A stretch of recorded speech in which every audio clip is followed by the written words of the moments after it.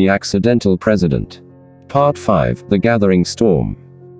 Setting, the presidential villa, Abuja. Joshua Odum awoke before dawn, his mind still heavy with the events of the previous day. The failed mission at the industrial complex weighed on him, but he couldn't afford to dwell on it. Kalu had made his move, and now it was time for Joshua to make his. The fate of Nigeria depended on it. As he dressed and prepared for the day, Joshua's thoughts were interrupted by a knock on his door. Adaira entered, her expression serious. "Joshua, we've received word from our scouts. There's been an increase in enemy activity around several key locations. It looks like Kalu is mobilizing his forces. He's preparing for something big." Joshua nodded, not surprised by the news. After the trap Kalu had set at the industrial complex, it was clear that the general was escalating the conflict. But what concerned Joshua most was the possibility that Kalu was planning a final, decisive strike, one that could potentially end the war in his favor. "Where are the hotspots?" Joshua asked, already thinking through the next moves. Adaira handed him a map marked with several locations where Kalu's forces had been spotted. "Here, here, and here," she said, pointing to each spot in turn. "These are strategic points, communication hubs, supply depots, and access routes. If Kalu controls these, he'll cut us off from our allies and supplies." Joshua studied the map, his mind racing. "We can't let that happen. We need to reinforce these positions immediately. If we lose them, we lose everything." Adaira nodded in agreement. "I've already alerted our commanders. Troops are being mobilized as we speak. But there's more. We've intercepted some communications that suggest Kalu is planning to attack Abuja directly. If he takes the city, it's over." Joshua's eyes narrowed. "So this is it. Kalu's going for broke." Adaira's expression was grim. "It looks that way. He's throwing everything he has at us. But we still have the advantage. We know what he's planning, and we can prepare for it." Joshua took a deep breath, feeling the weight of the responsibility on his shoulders. "Then we need to act now. Assemble the senior advisors and commanders. We need to plan our defense, and we need to do it fast." Setting, the war room, the presidential villa, Abuja. An hour later, the war room was a hive of activity. Joshua stood at the head of the table, surrounded by his top military and strategic advisors. Maps, reports, and intelligence briefings covered the table, detailing the current state of the conflict and the latest movements of Kalu's forces. "Everyone," Joshua began, his voice commanding the room's attention, "we're facing the most critical moment of this war. Kalu is mobilizing his forces for what looks like a final assault. He's targeting key locations that, if taken, could cripple our ability to defend Abuja and the country. We cannot let that happen." Colonel Hassan, always calm under pressure, spoke next. "We need to split our forces strategically. We can't afford to abandon any of these locations, but we also can't spread ourselves too thin. We need to focus on holding the most critical points, those that are essential to our defense." Joshua nodded in agreement. "We'll prioritize our forces. We'll reinforce the communication hubs and supply depots first, those are our lifelines. But we can't ignore the threat to Abuja. If Kalu takes the city, it's game over. We need to fortify our defenses here as well." Adaira, who had been coordinating with their allies, added, "Our allies are ready to mobilize, but they'll need time to get here. We'll need to hold out until they arrive. We should also consider the possibility of launching a preemptive strike against Kalu's forces, hit them before they hit us." Joshua considered this. A preemptive strike could disrupt Kalu's plans and buy them more time, but it was risky. They would have to commit significant resources to the attack, and if it failed, it could leave them vulnerable. "We'll keep that as an option," Joshua said. "But our primary focus needs to be on defense. We need to be prepared for anything Kalu throws at us. I want all commanders to be ready to move at a moment's notice. We can't afford to be caught off guard." The room buzzed with activity as orders were given, and plans were finalized. The atmosphere was tense, but there was also a sense of determination. They had faced impossible odds before, and they had survived. Now, they had to do it again. Setting, Kalu's command center, Nigeria. General Kalu stood before a large map of Nigeria, his eyes scanning the various points marked with troop movements and strategic objectives. He was a man on a mission, and he was determined to see it through. The failure of his trap at the industrial complex had angered him, but it had also fueled his resolve. This was his last chance to crush Joshua Odum and reclaim control of the country. Olatunji entered the room, his expression serious. "General, our forces are in position. We've received reports that Odum's troops are mobilizing as well. They're reinforcing key locations, just as we expected." Kalu nodded, pleased by the news. "Good. They're playing right into our hands. Once they're spread thin enough, we'll hit them where it hurts the most, Abuja." Olatunji hesitated for a moment before speaking again. "General, we've also received intelligence that Odum is considering a preemptive strike. If he hits our forces before we're ready, it could disrupt our plans." Kalu's eyes narrowed. He's getting desperate. That's good, it means he's vulnerable. But we won't let him get the upper hand. Prepare our defenses, and be ready to counter any moves he makes. But make sure our main force is ready to strike when the time comes. Olatunji saluted and left to carry out the orders. Kalu turned back to the map, his mind calculating the risks and rewards of the upcoming battle. He knew that this was his last chance. If he failed, it would be the end of his reign, and likely his life. But Kalu was not one to back down. He had built his power through ruthless determination, and he would not be defeated now. "The people of Nigeria will remember this day," Kalu muttered to himself. "They will remember who holds the true power in this country." Setting, the streets of Abuja. As the sun rose over the city, the streets of Abuja were filled with a sense of quiet anticipation. The people knew that something was coming, they could feel it in the air, in the tense faces of the soldiers and the hushed conversations of the neighbors. The war that had torn the country apart was reaching its climax, and everyone knew that the outcome would determine the future of Nigeria. Joshua Odum walked through the streets, speaking with soldiers and civilians alike.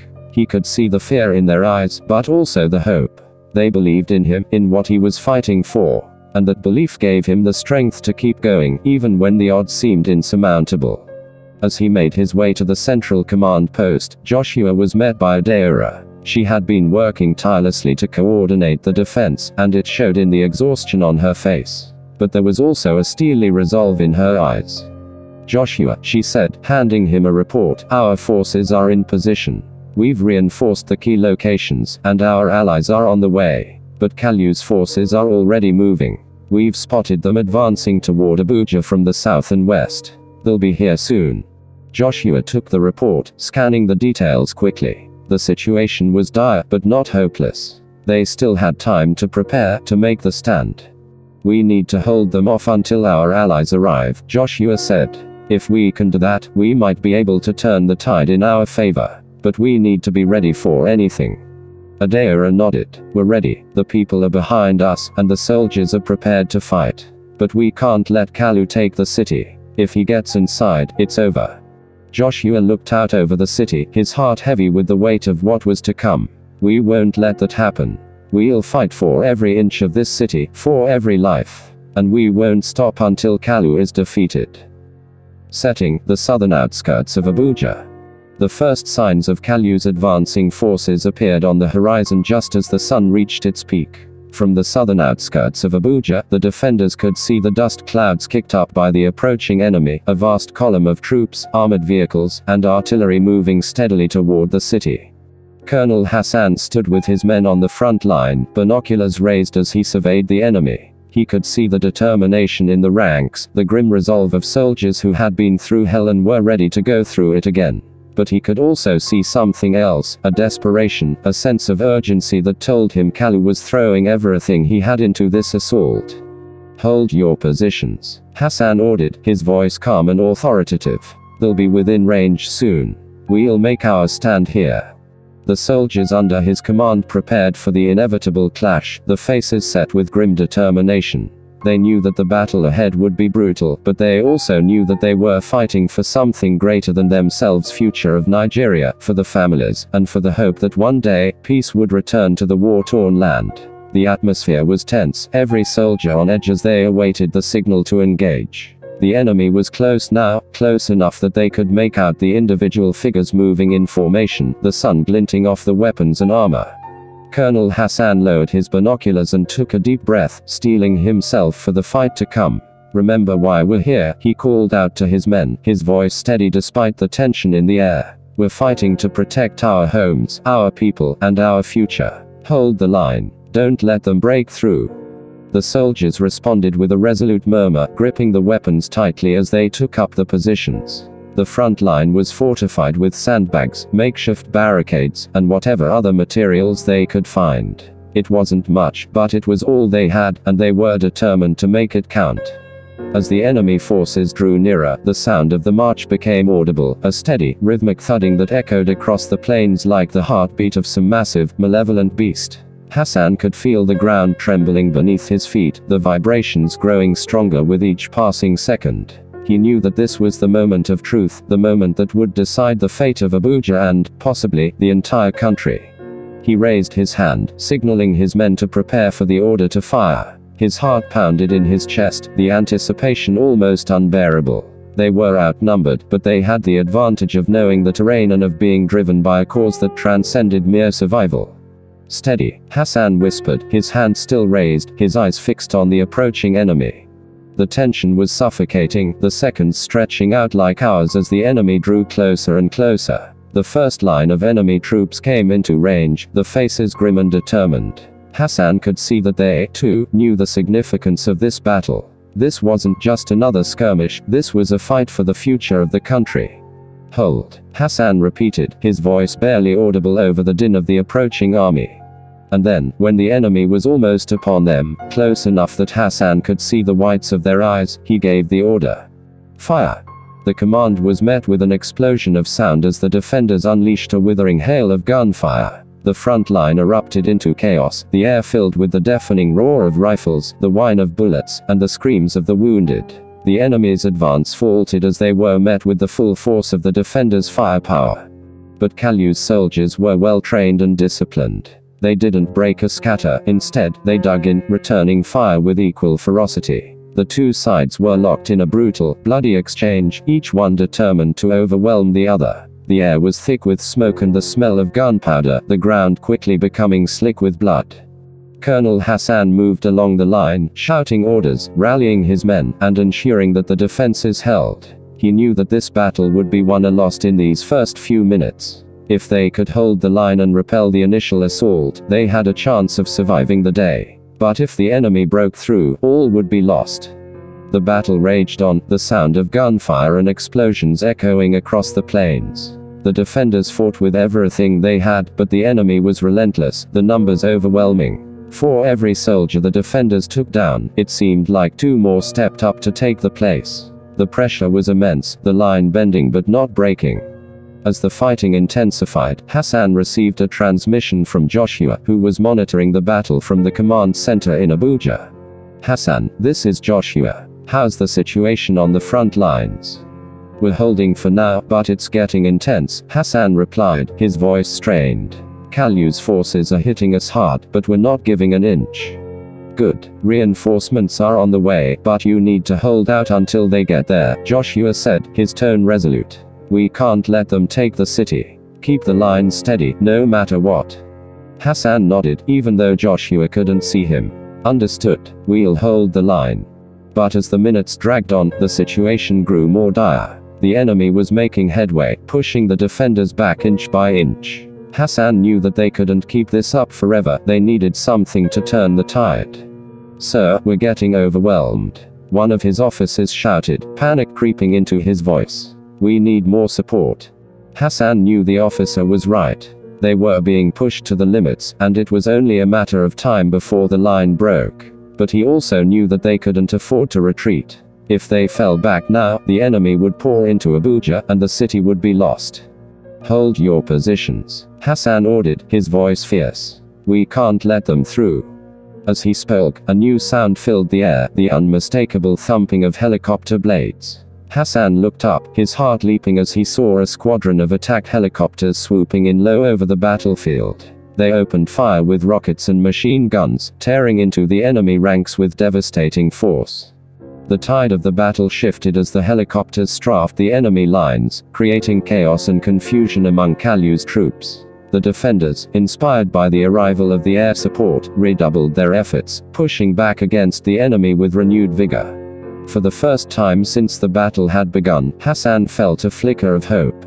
The enemy's advance had stalled, and the momentum was shifting in the favor. But he knew that this was only the beginning. Kalu would not give up so easily. They had won a reprieve, but the battle was far from over. Setting: the presidential villa, Abuja.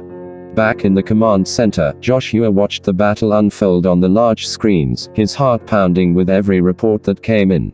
The arrival of the attack helicopters had been a crucial turning point, but he knew that they couldn't rely on air support alone. The ground forces needed to hold the line, and they needed to do it without breaking. Adeora stood by his side, her eyes fixed on the screens. The air support bought us some time, but Kalu's not going to stop.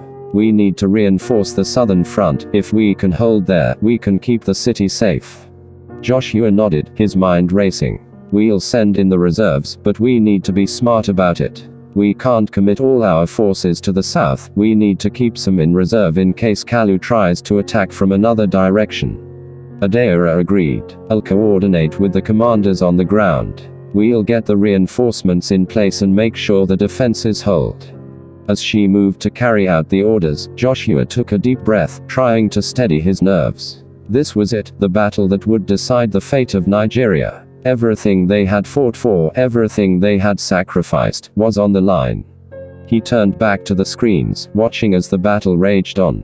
The southern front was holding, but just barely. The enemy was relentless, the numbers seemingly endless. But Joshua knew that they couldn't give up, not now. They had come too far, fought too hard, to let Kalu win. We'll hold, Joshua muttered to himself, his voice filled with determination. We have to. Setting: Kalu's command center, Nigeria. General Kalu watched the battle unfold with a mix of frustration and anger. The arrival of the attack helicopters had thrown his plans into disarray, stalling his forces just when they were on the brink of breaking through the enemy lines. But Kalu was not a man who gave up easily. He had a backup plan, one that would turn the tide of the battle back in his favor. Olatunji, Kalu barked, turning to his trusted assistant. Prepare the second wave. We'll hit them with everything we've got. This isn't over. Olatunji nodded, his face set with grim determination. Yes, General, the second wave is ready to move. We'll overwhelm them with sheer numbers. Kalu's eyes gleamed with malice. Good, send them in, and this time, we won't stop until the city is ours. As Olatunji moved to carry out the orders, Kalu turned back to the map of Abuja, his mind racing with thoughts of victory. He could see the cracks in the enemy's defenses, the signs of weakness that he could exploit. All he needed was one final push, one decisive blow that would bring Joshua Odum to his knees. The people of Nigeria will remember this day, Kalu muttered to himself, a cruel smile spreading across his face. They will remember the day I crushed the resistance and reclaimed my throne. Setting: the southern outskirts of Abuja. The second wave of Kalu's forces hit the southern front like a sledgehammer, the sheer weight of the numbers threatening to overwhelm the defenders. Colonel Hassan and his men fought with everything they had, but the enemy's renewed assault was fierce and unrelenting. The line, which had held for so long, was beginning to buckle under the pressure. Hassan could see the exhaustion in his men's faces, the desperation in their eyes. They had fought bravely, but they were reaching the limit. If the reinforcements didn't arrive soon, they would be overrun. As the battle intensified, Colonel Hassan knew he had to inspire his men to hold on just a little longer. He moved from position to position, shouting words of encouragement, reminding them of what was at stake. Stand firm, Hassan roared over the cacophony of gunfire and explosions. We're fighting for our homes, our families, our future. We cannot let them take that from us. The soldiers, though battered and weary, responded to Hassan's rallying cries with renewed determination. They dug in, holding the line with everything they had. But it was clear that the situation was growing increasingly desperate. The sheer numbers of Kalu's forces were taking the toll, and the defenders were being pushed back, inch by inch. The air was thick with smoke, the ground littered with the bodies of the fallen. Hassan's heart pounded in his chest as he fought alongside his men, his rifle blazing as he took down one enemy soldier after another. But he knew they couldn't hold out forever. The line was bending, and it wouldn't be long before it broke. Where are those reinforcements? Hassan muttered under his breath, his eyes scanning the battlefield for any sign of help. Just as it seemed all hope was lost, the sound of approaching vehicles reached his ears, rumbling engines that grew louder and louder, until finally, reinforcements arrived. Armored vehicles, loaded with fresh troops, tore across the landscape, and additional air support joined the fray, strafing the enemy with precision strikes. Colonel Hassan's heart lifted as the reinforcements poured in, bolstering the defenses. The fresh troops immediately engaged the enemy, relieving the beleaguered front line and taking the fight to Kalu's forces. "Hassan, this is Joshua." The voice of Joshua Odum crackled over the radio. "We're sending everything we've got to the southern front. You need to hold on just a bit longer." Hassan smiled grimly as he replied, "We're holding, Joshua. We're holding." The arrival of reinforcements turned the tide once more. The defenders, reinvigorated by the fresh support, began to push back against the enemy, regaining lost ground and putting pressure on Kalu's advancing troops. The battle, which had been so precariously balanced, was beginning to shift in favor of the defenders. But Kalu's forces were far from defeated. They fought back with a ferocity born of desperation, knowing that this was the last chance to break through. The fighting was intense, the air filled with the deafening roar of battle as both sides clashed in a desperate struggle for control. Hassan continued to move through the chaos, directing his troops, coordinating with the reinforcements, and leading by example. He knew that the outcome of this battle would determine the fate of Abuja, and perhaps the entire country. Setting: the presidential villa, Abuja. In the command center, Joshua Odum and Adaora watched the battle unfold with bated breath. The reinforcements had arrived just in time, but the situation was still critical. The southern front was holding for now, but the enemy was throwing everything they had into the fight. "How are we looking?" Joshua asked, his eyes never leaving the screen that displayed the live feed from the battlefield. Adaora, who had been coordinating with the field commanders, turned to him, her expression tense but focused. "The reinforcements have stabilized the line, but Kalu's forces are relentless. We've bought ourselves some time, but we're not out of the woods yet. We need to keep pushing them back." Joshua nodded. "We can't let up. Kalu's banking on breaking us here. If we can repel this assault, we might be able to force him into retreat." Adaora agreed. "We've already sent word to our allies. If we can hold out for a bit longer, they'll be able to launch a counteroffensive. But we need to make sure Kalu's forces don't break through before that happens." Joshua's mind raced as he considered their options. The battle was at a tipping point, and they needed to seize the initiative. "What about our reserves? Can we deploy them to reinforce the southern front?" Adaora shook her head. "We've already committed most of our reserves. We need to keep some in place in case Kalu tries to attack from another direction. But I can redirect some of our air support to focus on the southern front." "Do it," Joshua ordered. "We need to hit them hard and keep them off balance. We can't afford to lose momentum." As Adaora moved to carry out his orders, Joshua's thoughts turned to the people of Abuja. They were depending on him, on his leadership, to keep the city safe. He couldn't let them down. He had to find a way to turn this battle in the favor. Setting: Kalu's command center, Nigeria.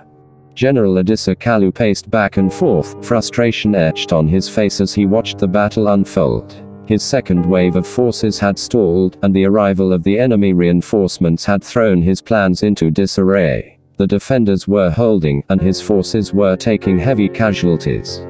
"Olatunji," Kalu barked, turning to Brigadier General Ibrahim Olatunji. "What's the status of our third wave?" Olatunji, who had been monitoring the situation closely, looked up, his expression grim. "The third wave is ready, General, but we've lost a lot of momentum.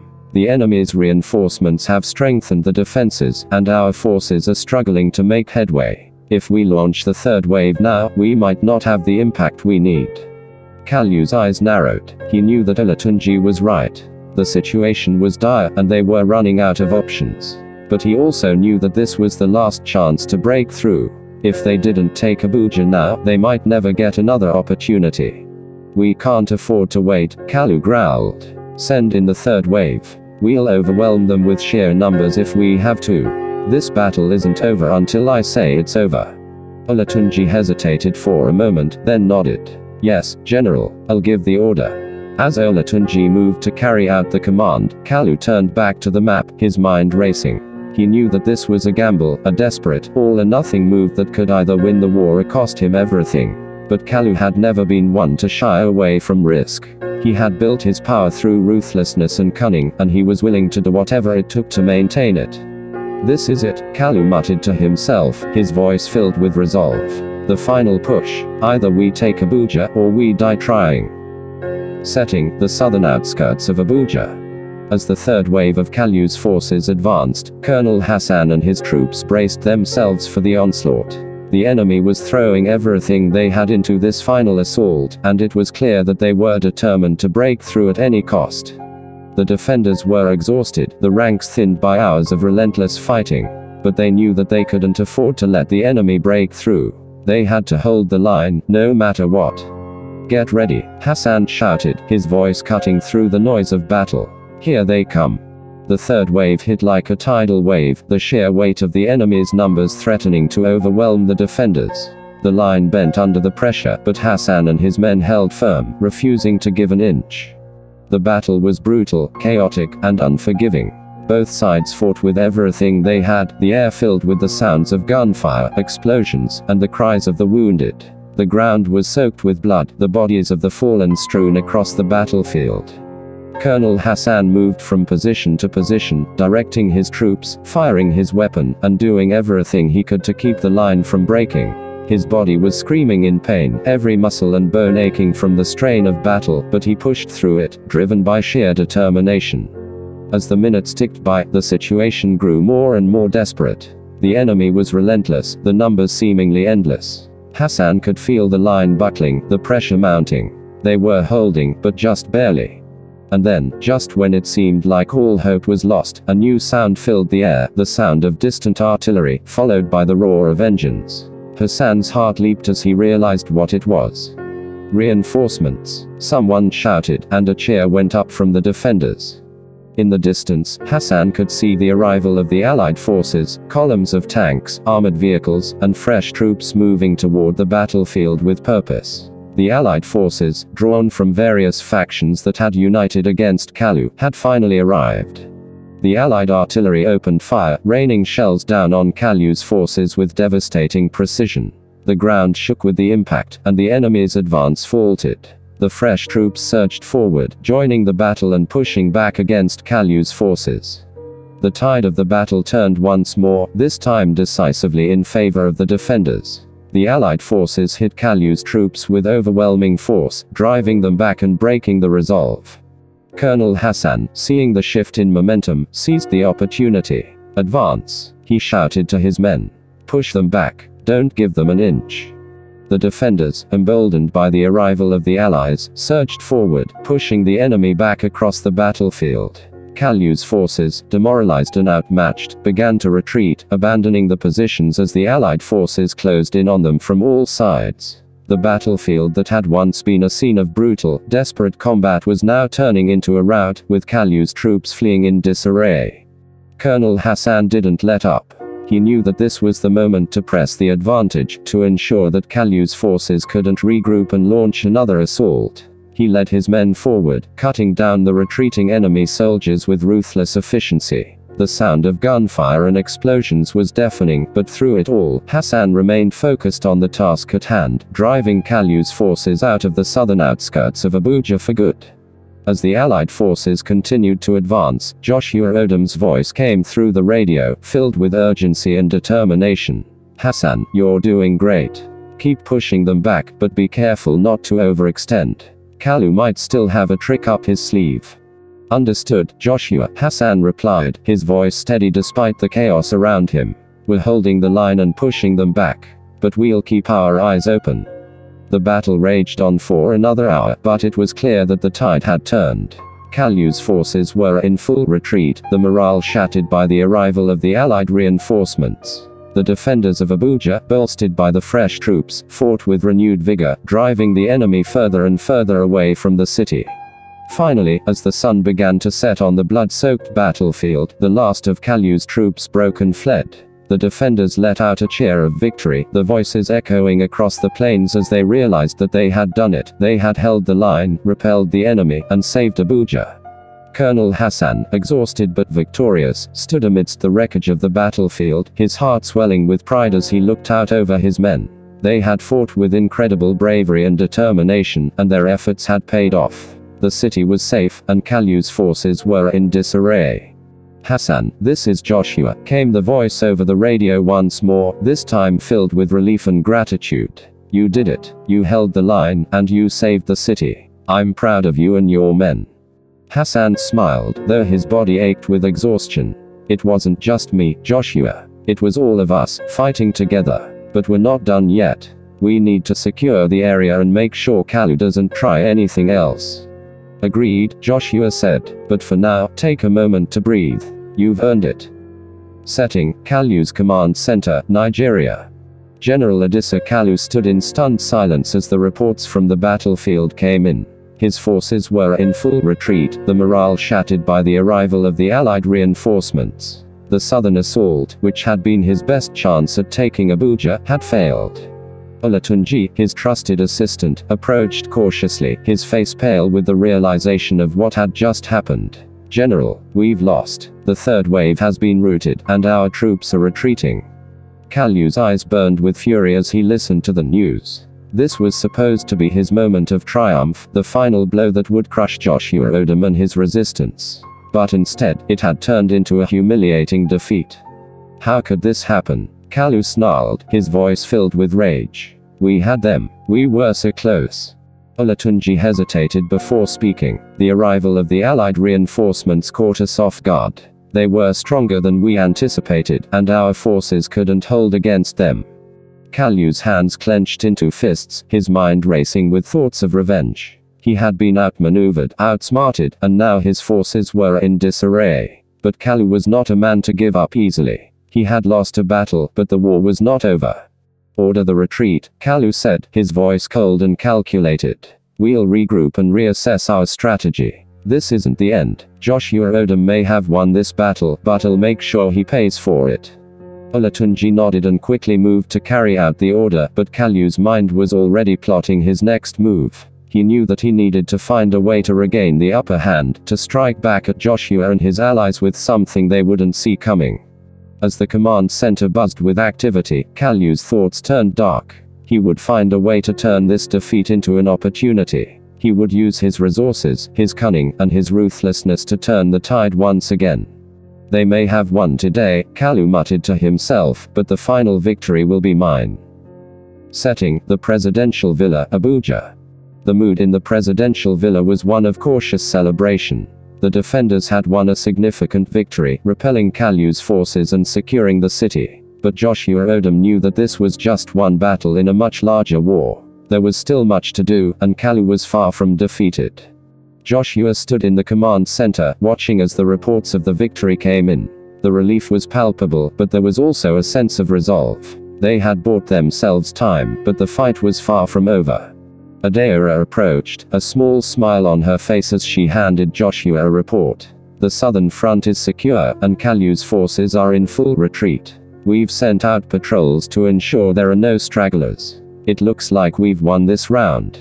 Joshua nodded, though his mind was already turning to the next steps. "We did well today, Adara. But we need to stay vigilant. Kalu won't take this defeat lying down. He'll be looking for a way to strike back." Adara's smile faded as she considered his words. "You're right. Kalu is dangerous, especially when he's backed into a corner. We need to anticipate his next move and be ready to counter it." Joshua agreed. "We'll fortify our defenses, regroup our forces, and prepare for whatever comes next. But for now, let's take a moment to appreciate what we've accomplished. We've given the people of Abuja hope, and that's something worth celebrating." As Joshua and Adara looked out over the city, the lights of Abuja glowing in the night, they knew that the road ahead would be long and difficult. But they also knew that they were not alone. The people of Nigeria were with them, and together, they would continue the fight. And as the night deepened, Joshua Odum steeled himself for the battles yet to come, determined to see this war through to its end, no matter the cost.